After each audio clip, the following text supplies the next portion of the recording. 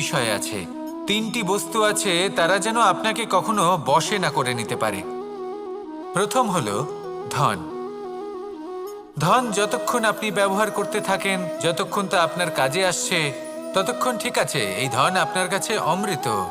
কিন্তু যখন এই ধন আপনাকে ব্যবহার করতে শুরু করে, বুঝে যাবেন যে আপনার পতনের সময় শুরু হয়েছে। দ্বিতীয় বিষয়, ফেলে আসা অতীত। যাই করুন, আপনি অতীত পাল্টাতে পারবেন না, আর এই সত্যিটা আপনিও জানেন। কিন্তু তাও এর বশবর্তী আমরা হয়ে পড়ি, আর যখন তাই হয়, তখন এই সংসারে আমরা যেখানেই যাই না কেন, যত বড়ই সুখ লাভ করি না কেন, সেই সব আমাদের কাছে তিক্ত বলে মনে হয়।